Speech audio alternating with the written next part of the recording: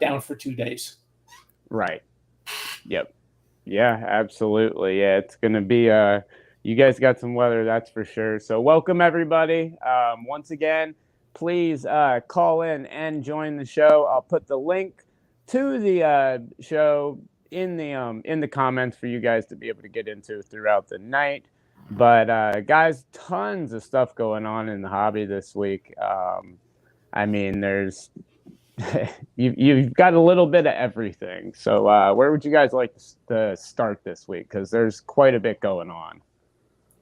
Well, I'd start with the official news on Tom Brady. I know on Saturday Yeah. it broke, but 2 days later or 3 days later, he made it official. Yep. And what's going to be the most interesting thing is that during this boom period, we've never had a GOAT retire. Right. You know, we lost Kobe just before it began, but we have a Mount Rushmore player retiring. And he was still on top of his game. I mean, the fact that Tampa Bay didn't win or Tampa didn't win the Super Bowl was not on Tom Brady. In fact, he helped them get a 24-point comeback. Almost did what he did against the Falcons in the Super Bowl a few years ago. If you're a Falcons fan, I apologize for that. If you're a Rams fan, congratulations on winning. And we rarely see a player leave a game on his own terms. And it's really nice to see Tom Brady leaving on his own terms. And this won't have any impact on his card prices. He's on the Mount Rushmore. And the super expensive cards of Tom Brady will still be super expensive. When was the last time that we had a true GOAT retire? Gretzky? I'm thinking. I could say maybe Kobe. I'd say Kobe. I mean, I would go with Kobe. He's sitting here on my desk. I wish he was on display tonight, but I would go with Kobe for sure. I think you have to. MJ for sure, obviously, but Gretzky would be one. I mean, those would be the last couple, but I mean, it's like you guys have said, we're talking well over 20 years, you know, a good 20 years or so. So, I mean, I forget exactly when Kobe retired, so a little less for Kobe, but it's been quite some time, and definitely no one that had an impact on the sport quite like, I mean, for modern football, Tom Brady is football. The New England Patriots are that team. They don't remember that the awful decades of the Patriots beforehand. They just know there's a whole generation of collectors that only know the Patriots as a dynasty that just wins Super Bowls. So I mean, it's definitely the first time for a lot of them. Yeah, possibly Jeter. That 70s show says Jeter. That's, you know, it's a good possibility. Brett Favre, I wouldn't necessarily agree with, but, you know, to each his own. But definitely Kobe, at least on my eyes. But so what do you guys think in terms of his retirement now that it is official, now that everything has come out, you know, what do you think his card values are going to be? Because do you think that we're going to see, obviously with the retirement, the announcement and everything, you'll probably see a bump for a short term, and then, you know, I think you'll see a pretty significant leveling off, but he's one of those rare players. He's a GOAT. He's one of those guys that is kind of the exception to the rule, if anything. So how do you see his cards going through all of this? As a dealer, I think there's no impact.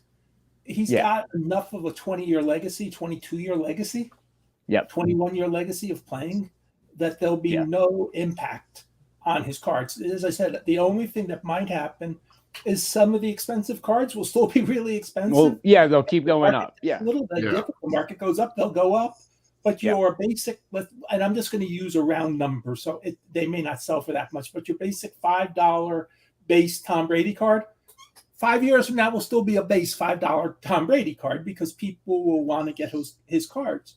I still have people buying Joe Montana cards, or I did until I sold out a couple of weeks ago at the last Dallas card show. But people would still go through my boxes looking through Joe Montana cards. Brady, it would be the same thing with Brady. Yeah.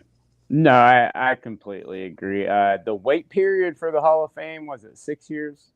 I think it's 5. 5. Yeah, so 5 years Oh. retirement on your 6th, you're eligible. Right. So, So 2027, I believe, will be Yeah. when Yeah. Mr. Brady will be. I think I scrolling through my Twitter feed, I actually saw a tweet from the Pro Football Hall of Fame that said, congratulations, Tom Brady. We hope to see you here in 2027. So sure. Yeah. the Yeah, thing and with unless something Brady, really funky happens, we will see Tom Brady in Yeah. Canton in 2027. the thing with Tom Brady is that I think he's the first GOAT level player to have a modern rookie card, a 21st century rookie card. And what I mean by that is a low numbered autographed rookie with multiple levels of parallels, such as his contenders card, which is autographed and limited to 300. Right. And in the championship ticket parallel, which is serial number to 100. I think his is the first. You mentioned Kobe. His rookies were 97, and they were just starting to get into like the short printed, gimmicked up rookies that became fashionable in the early 2000s. So when you compare Tom Brady's rookies, I don't think there's anything out there yet that's comparable. I mean, can you really compare a Tom Brady playoff contenders rookie to, I don't know, can you compare it to the 52 Tops mantle? I think in this, It's I not think autographed and for, it's not limited. So I mean, I think for this era and everything, yes. I think, and for football, I mean, I personally, in my opinion, I think I look at when Jude's older. I think when Jude's older and Jude's having a family and he's looking back on his lifetime, I think that's the person. I mean, he knew about Tom Brady for years as a kid growing up watching football. He was so excited when he retired because he knows we have to play him twice a year when he's in Tampa. So, I mean, like, everyone knows Tom Brady. I expect him to absolutely be one of those guys that some of his key cards and those significant cards, and one of them especially, is gonna end up being, that ultimate card. I don't think I'm making myself clear on this. We've never had a player that's had a rookie card as limited Right. Tom Brady's playoff contenders card. Yes. The One closest with a thing known production level, and that's autographed. The closest thing we might have in a different sport is an Alex Ovechkin. Yeah, he's got enough rookie cards. I suspect a couple of them are reasonably short printed, not to that level, but definitely Ovechkin rookie. And Ovechkin's in the top 5 in NHL in scoring right now. He's and he's got still a shot of the all-time goals champion. He can dethrone Gretzky, and he's got a shot. Oh, he's got a shot for sure. Champion. If he does that, then he's the 20th century hockey player, Mount Rushmore, with a 21st century rookie card. So I guess you could probably compare the playoff contenders Brady to an Ovechkin the Cup. Would that be a fair probably? Comparison? I would think say something so. like an SP Authentic, where or any serial numbered Ovechkin rookie.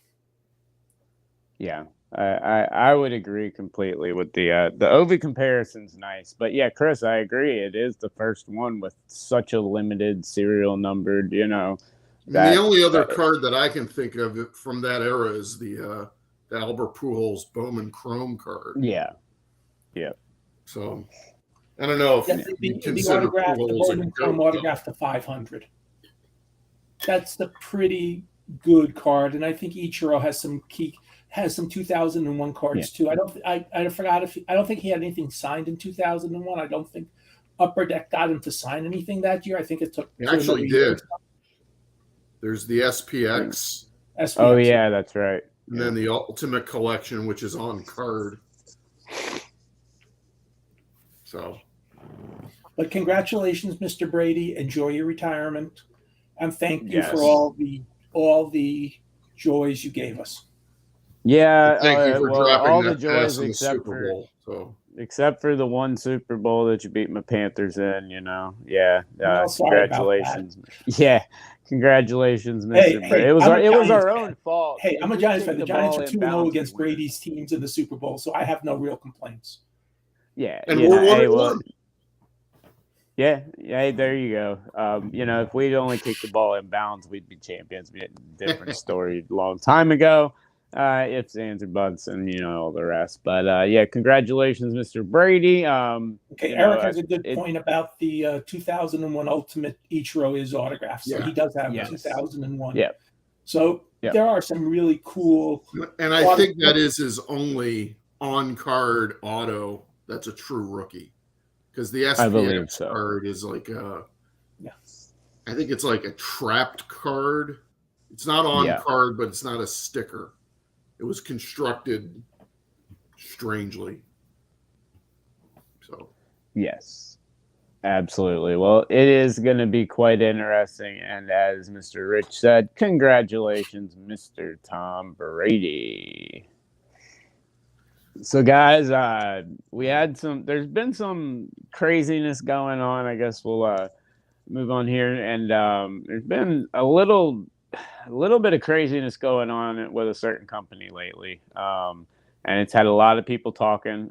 We had a couple of people mention, I know some comments on some posts in the Hobby Hotline Facebook group, which if you aren't a member, please join. But there was a lot of talk about StarStock recently, laying off a lot of employees, really being pretty vague about exactly what's going on and what exactly is going to happen when you see this and when you see everything going on over at StarStock. What's your initial reaction to it?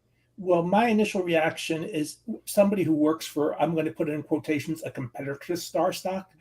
I really don't want to say a lot, except for the people who went to work Friday morning and did not come home with jobs that day. Yeah. I'm sorry. I'm really sorry. I've been laid off in my life. I've been laid off from hobby jobs in my life. It's not a good feeling to not, to be told you're not coming to work the next day. And that's just on a human level. I feel really sorry for anybody who, went to work and didn't have a job when they came home. And other than that, I really don't have a lot I should say or can say.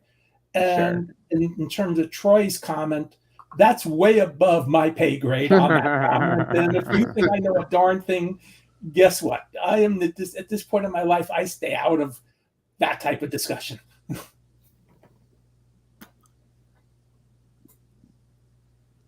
Chris?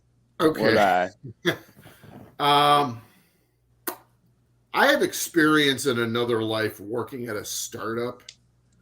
About 20 years ago, I worked at a startup in the Silicon Valley, and about 4 months later, they went out of business. And the thing is with startup companies is that most of them do fail. Yes. And most of them, even during the best times, most startups do fail. So I think this is not to be unexpected. And quite frankly, we've seen a lot of startups in the hobby sprout up over the last 2 or 3 years. So I don't expect this to be the last one. And I also worked for a startup in the 1980s. And it was a great concept. It was basically baseball reference, football reference, all those references before they all existed. That was basically the goal. And they were 25 years ahead of their time. 25 years later, the internet would have made it work. But we didn't quite we had great talent. I mean, many of us are still in the sports field, and that's pretty amazing that almost 40 years later, many of us made a career and stayed in sports, which goes to show how much talent was in the company, but the concept was ahead of its time. So startups, having worked for a startup that didn't succeed, again, that's why I'm saying I feel sorry for the people who don't have jobs. that went to work on Friday expecting to come home with a job that day. Yep. It happens. No. And the thing is, among like a lot of VC venture capital folks, starting a startup and failing is actually a good thing on your resume. So take that for what you will. Some of these folks will probably be back with a new idea, and we'll see what happens. That's what I was about to say. I think one thing we're going to see as the hobby grows and continues to evolve is, there were so many of these startups with all these different ideas of how to move cards, how to get cards graded, how to do breaks, how to do everything. And we knew not all of them were going to be successful. There's not that much room. Successful. Exactly. And so, I think it's something that you expect. I think it's something that you had to know that some were going to happen.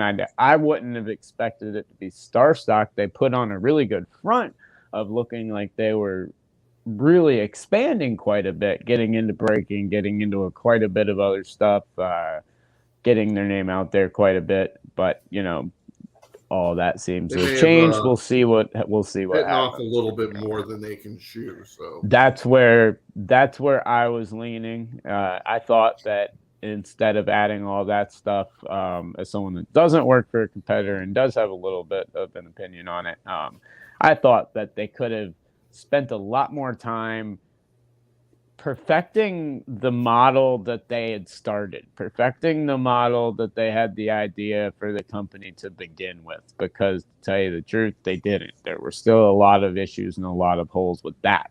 I would have worked on that first and then added all of the extra stuff, but that's just me. Troy asked, do you guys wait? Yeah, I wanted to answer that. Didn't Kevin Durant put money into this? Yes. Yes, Kevin Durant and his group did, and there was somebody else that was pretty big. I'm trying to find out who that is right now. Trying to see if now my computer seems to be working, so maybe we can get regular. Kevin Durant also owns 5% regular camera up here too. Which, I am a yeah, but I do remember that they had one of his better investments. They had a pretty big investment. Let me see if I can find it. They had let's see, it says they had an $8 million investment from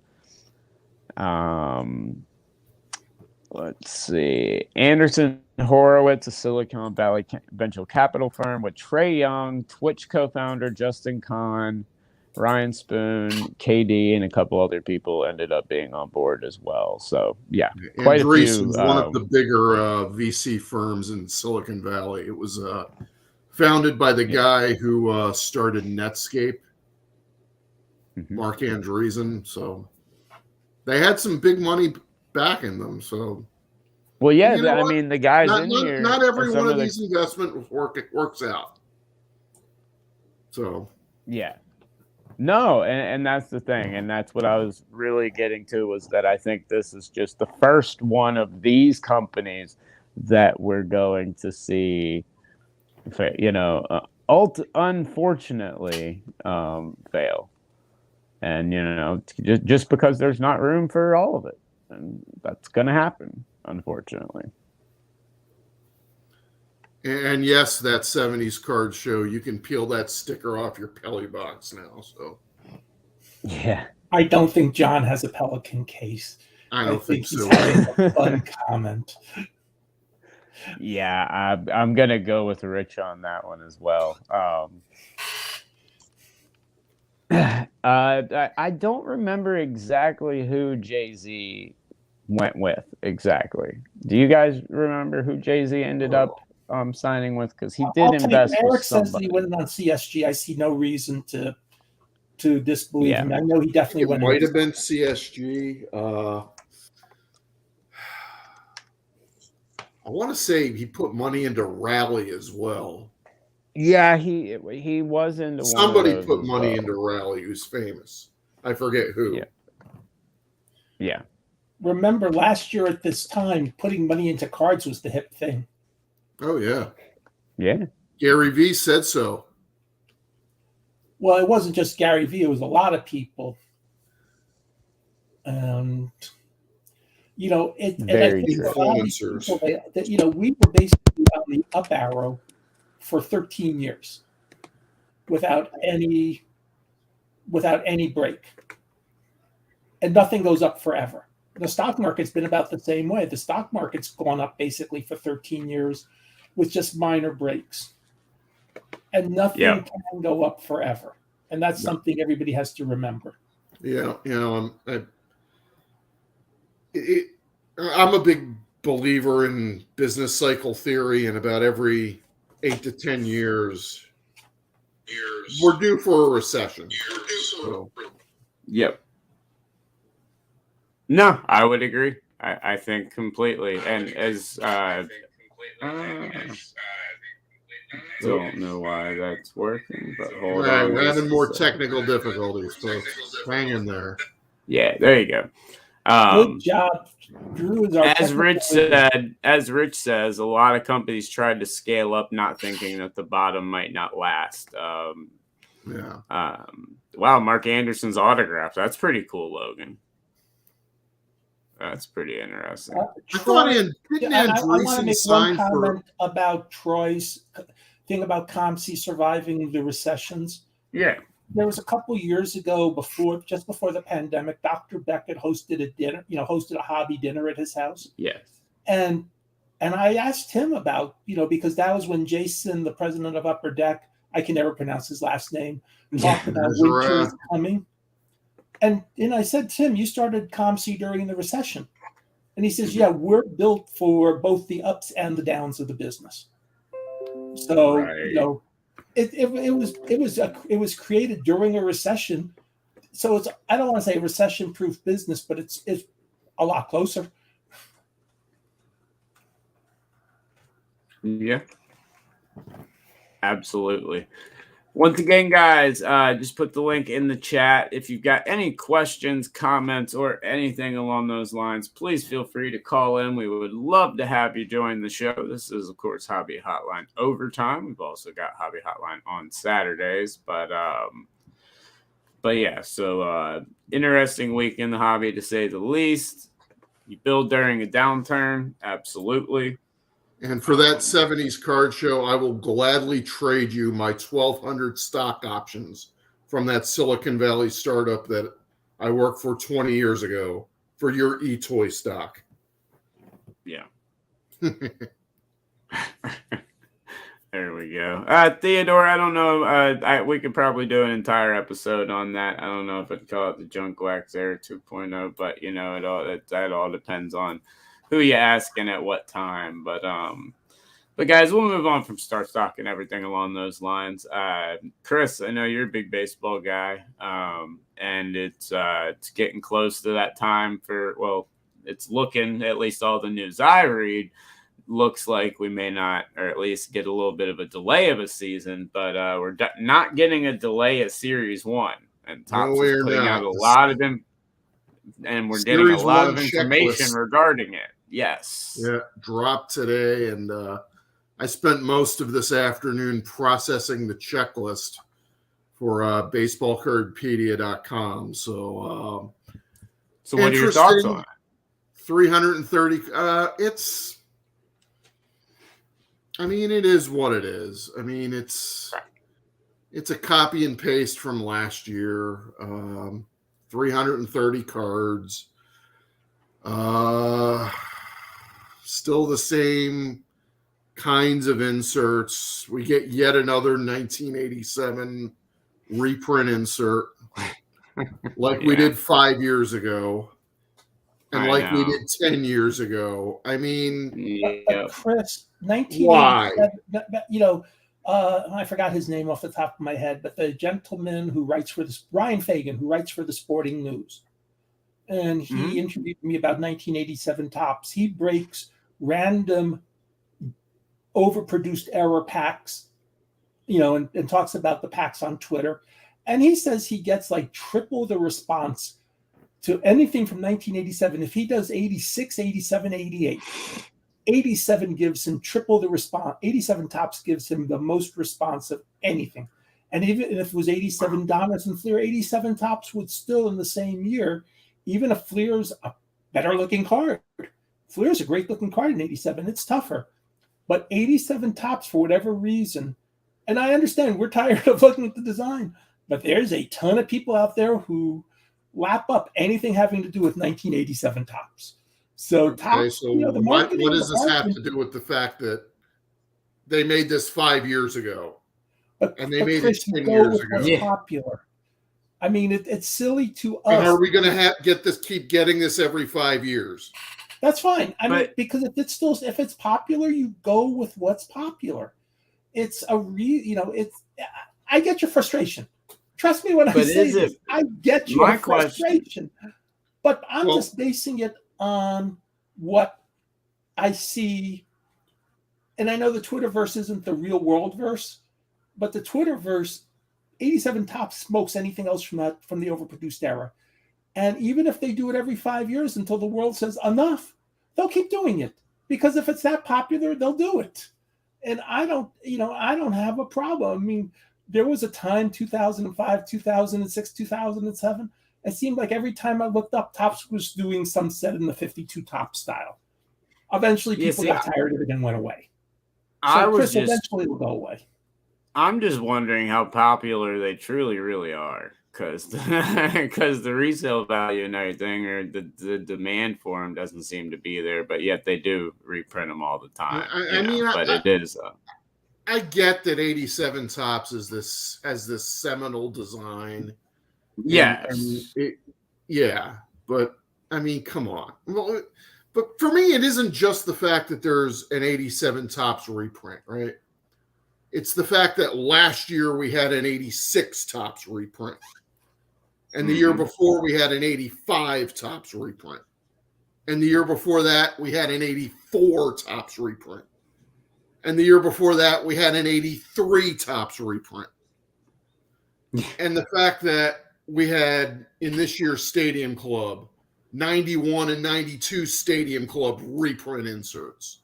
We've had reprints in Finest. We've had reprints in Bowman.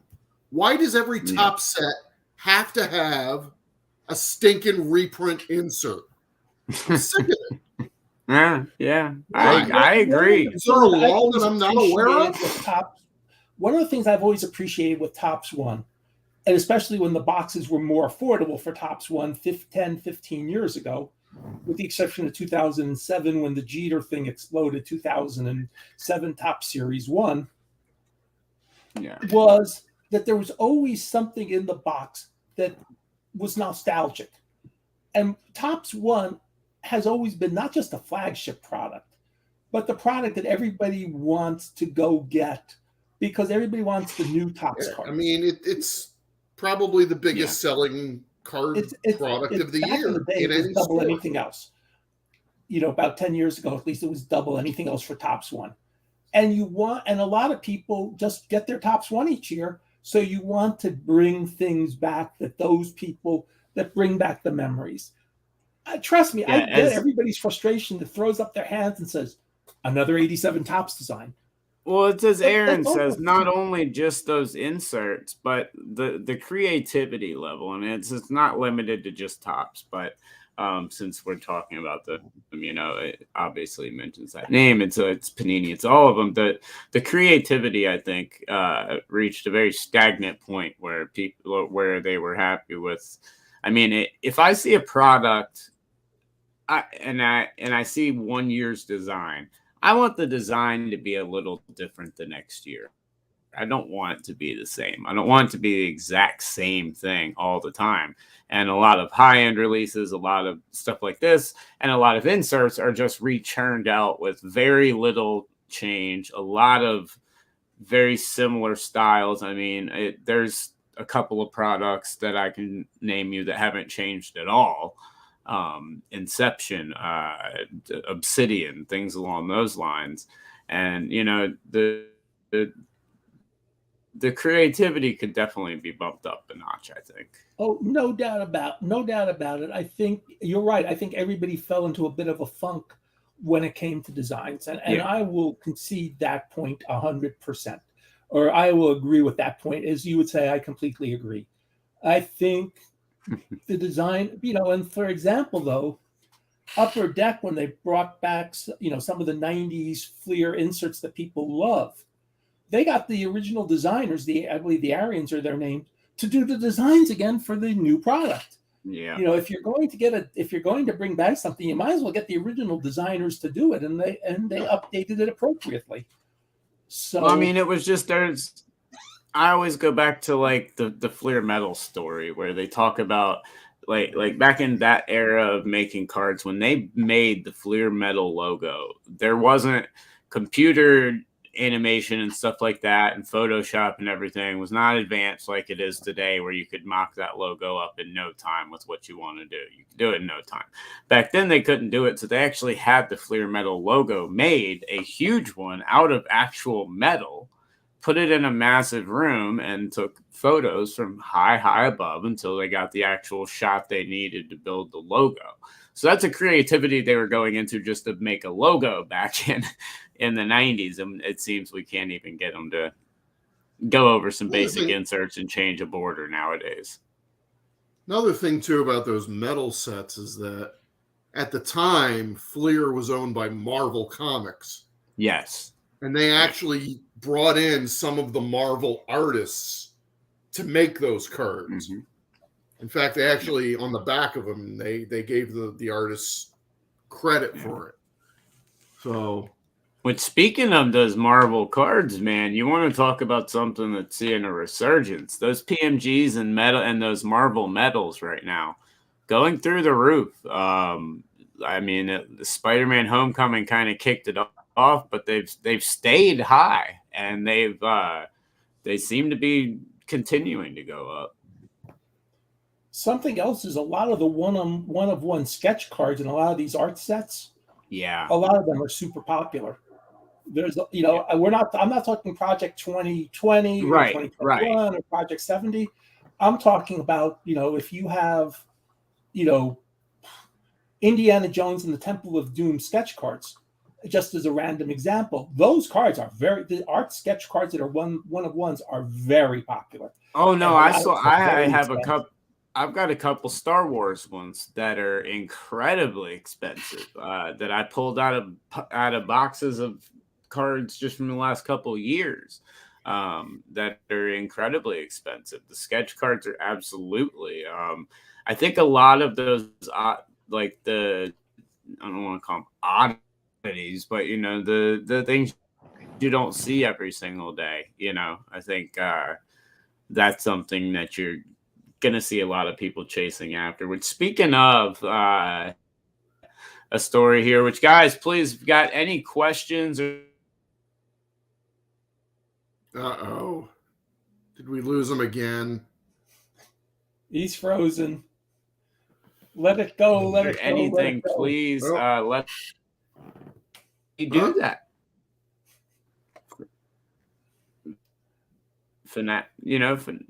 Fanatics could choose to. Drew, you're breaking up.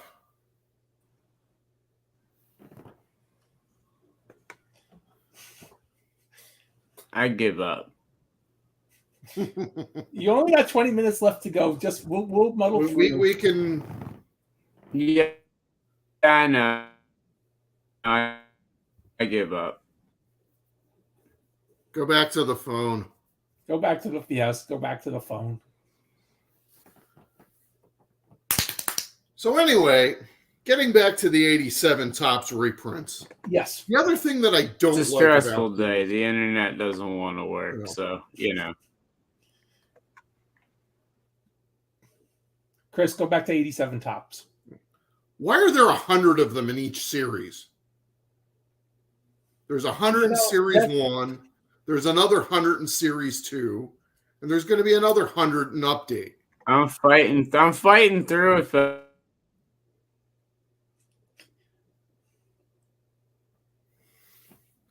Chris, I don't get into Tops's world, but that may be some of it. We'll call it lack of creativity. May be changed now. The Fanatics owns Tops.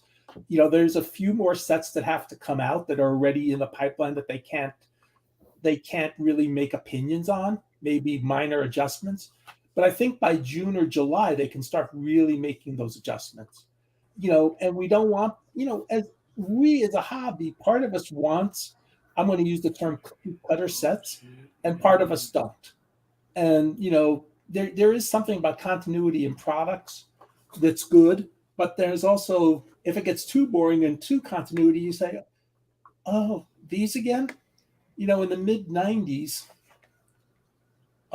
when Pinnacle was doing all their sets, it was almost a running joke. They would have base sets of 90 cards or 100 cards.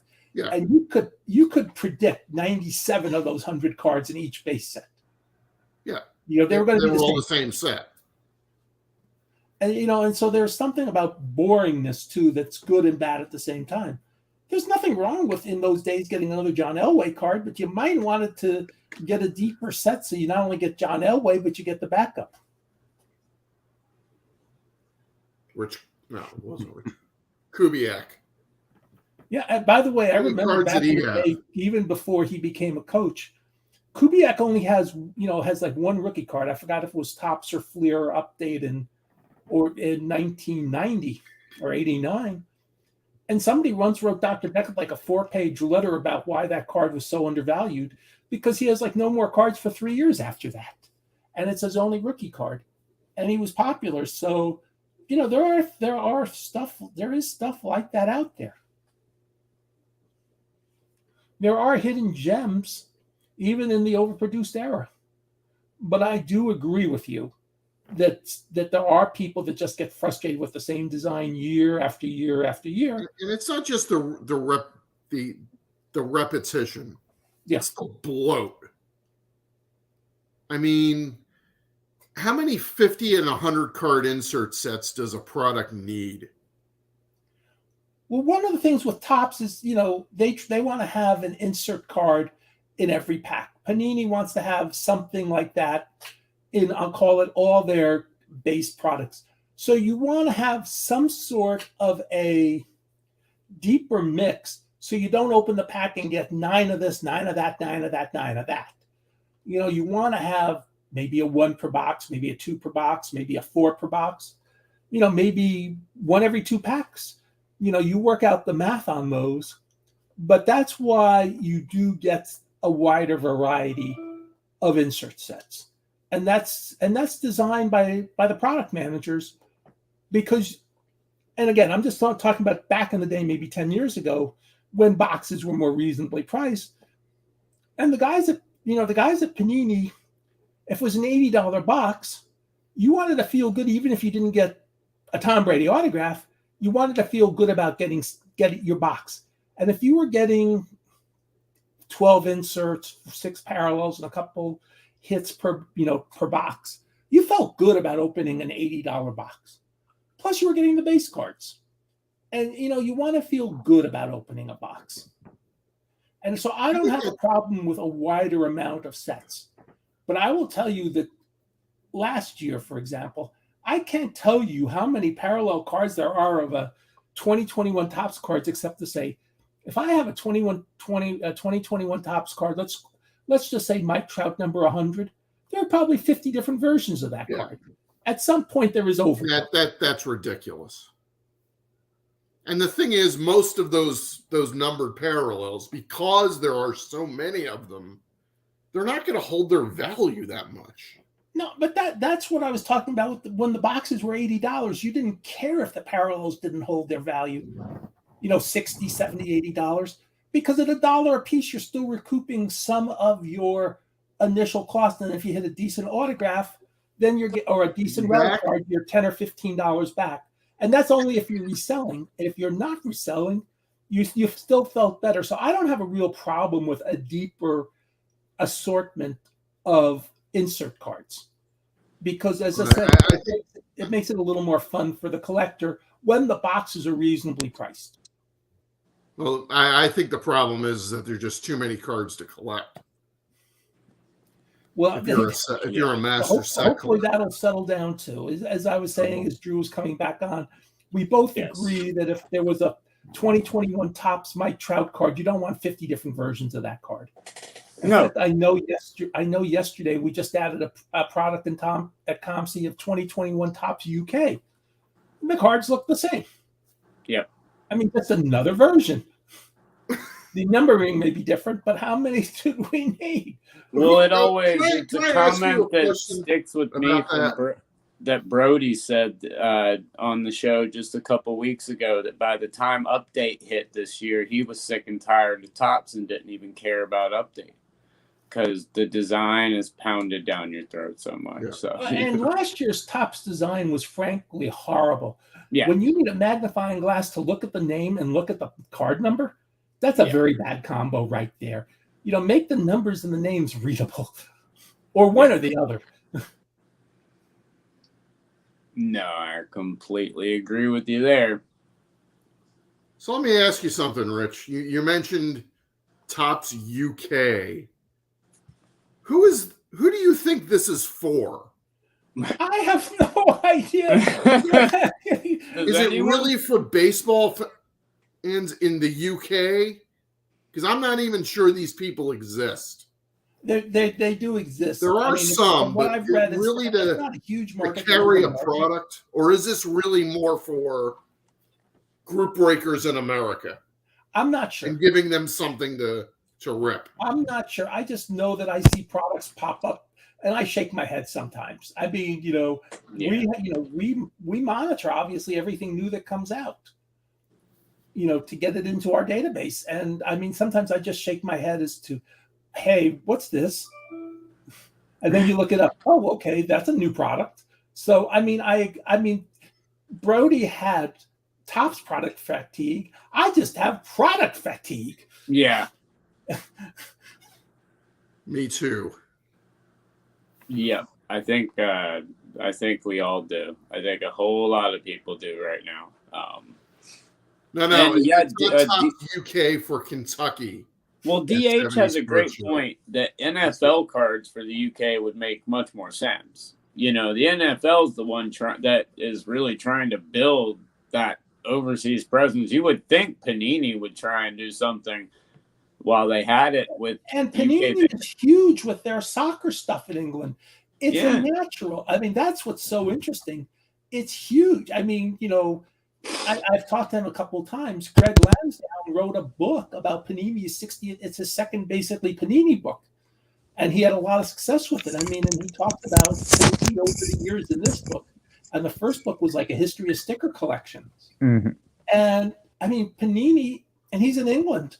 And he has no trouble getting information on Panini. So, and, granted, soccer's not American football. We'd have to call it American football. But I'm 100% I never understood that, why Panini didn't do an English set. I mean, that unless the NFL said don't, I'm shocked. I mean, they've made NBA sets for the Asian market. So why can't they make an NFL set for the UK market? Yeah. I mean, could you imagine a Prism UK set? Yeah, right. There you go. That money. Yeah, absolutely. Print that money. You got that right. Don't put it by them. But, I mean, I really do think, and I think that's a really good point about the NFL that DH brought up. Love the screen name, by the way. But I think that's I think it's something that they should be exploring, especially like you said, with the influx of the international market, which we're about to see a lot of influx from that international market, especially with soccer coming up. I think you're going to see a lot of fun stuff happening. Oh, soccer's huge. I mean, I was getting requests at every single Dallas card show for soccer cards. Yep. Everybody would ask, do you have any soccer cards? I sort of and I know Chris is a huge soccer fan. Yeah. So I sort of chuckled a little. Just got my season ticket today, so I'm a huge soccer fan. So I mean, that's all my mail's been lately is soccer. Got in my opinion the best card to get in the hobby right now, Cherokee PSA 10. Who's that of? I'm sorry. Ryan Cherokee. Oh, It's his only rookie that he has. PSA 10 on under 3,000 pop, only rookie that he has. Might as well get it. Only 3,000 pop right. The of World the Cup's card total. coming in about actually this year. We'll have the World Cup this year too, so yep. So there'll be an even more boom because soccer will be a worldwide. Oh yeah, no, it's going to be huge. The boom this year in soccer is going to be incredible, and it's coming very soon.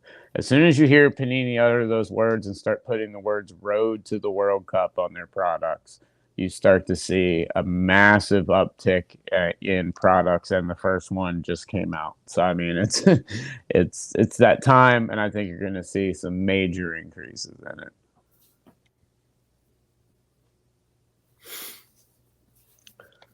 But that's just me and myself. So, all right, guys. Well, we do have just a couple minutes here before we end this episode. Apologies for the crazy electricity. If my power would stop going on and off, then we wouldn't have had those issues. Apologies for that. But yeah, so one other thing, I don't know if there was anything that you guys wanted to touch on, but one thing that I saw that was pretty cool, I wanted to see if you guys saw and what you thought of it, was the Benny Montgomery Bowman autos, where he signed one of them as Borat instead of his own name. Now, if you look at his social media channels, he does a lot of funny Borat like themed baseball videos where he dresses up as Borat. So there's kind of like a connection to why he wrote it.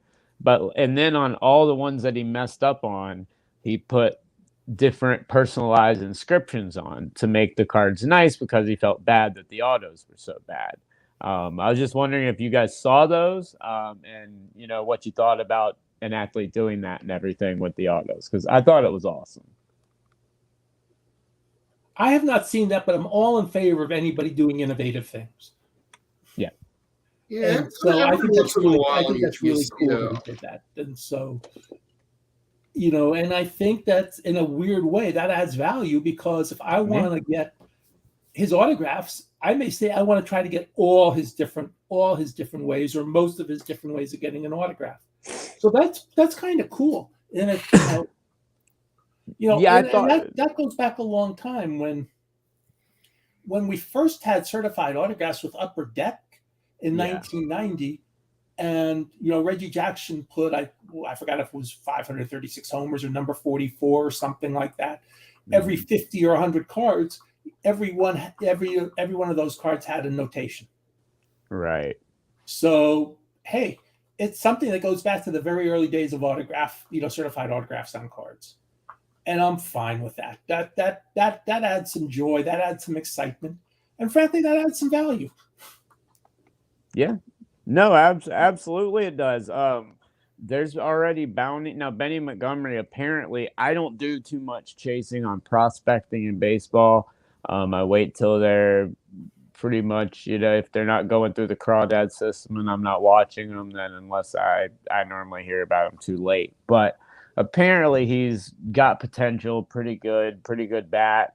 First round pick, right? Yeah, first round pick. Has a lot of potential, and the Rockies seem to love him a lot. So that adds even more value. I mean, if you're chasing this guy, there's already bounties popping up for it. I've seen 3 different breakers having bounties on any inscribed, and then the Borat card.